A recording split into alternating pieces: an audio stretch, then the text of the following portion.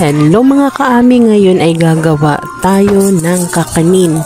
Isang uri ng kakanin na gawa siya sa taro or gabi. Iyan ay masarap at simpleng kakanin lang pero napakasustansya nito.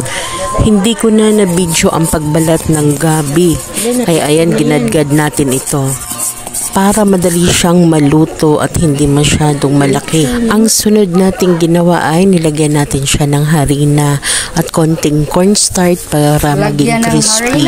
Saktong dami lang kasi pag nasobrahan iyan ng harina ay sobrang tigas niya din. Halo-haluin natin mga kaami para sakto at lahat ay malagyan ng harina.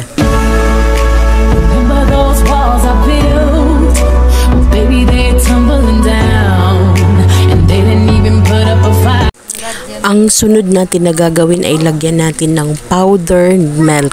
Kahit anong gatas na pwede ninyong ilagay ay pwede naman dyan. Ito ay dagdag panlasa.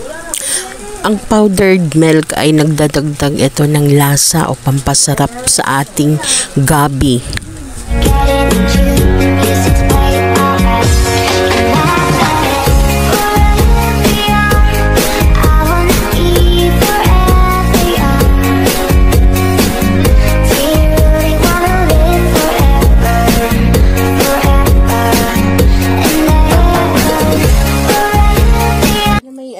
Battery.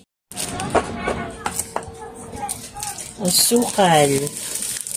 Brown sugar from Victoria Store.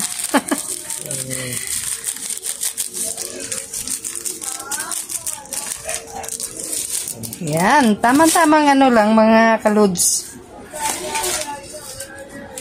Mga ka-amori. Tamang-tamang timpla lang. Yan, huwag masyadong matamis. Kasi nakakaumay yun mga kaluds.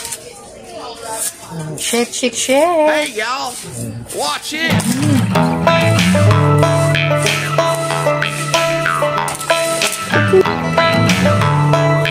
Magpailit ng kalan at lagyan ng mantika.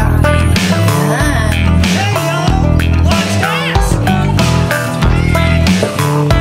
Antay natin. Pumulo. Yung natira na ano, patay mo na.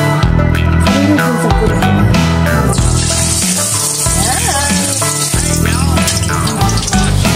Unang salad.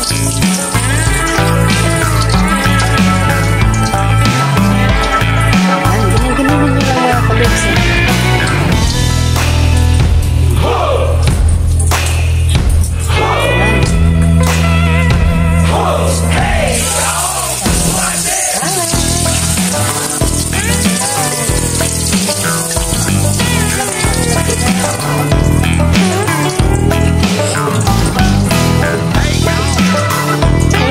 Snack sa bahay niyo mga kaluds, ganito lang. Bili lang kayo ng gabi o taro.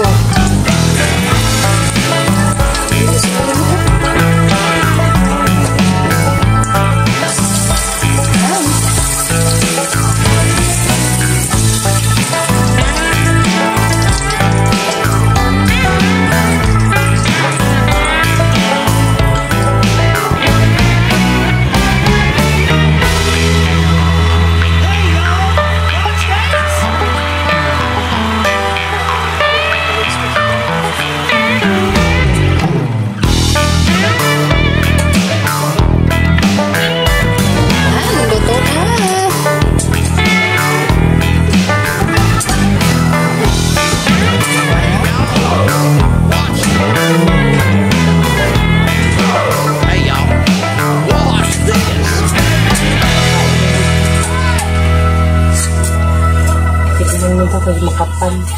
Yan, ipisan mo lang. Yan, kakain na tayo. Kita nyo yan?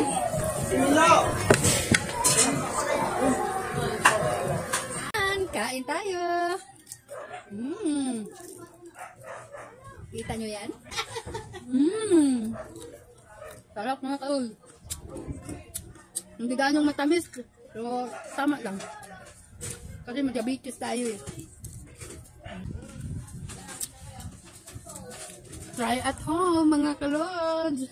Andun pa, nagluluto pa.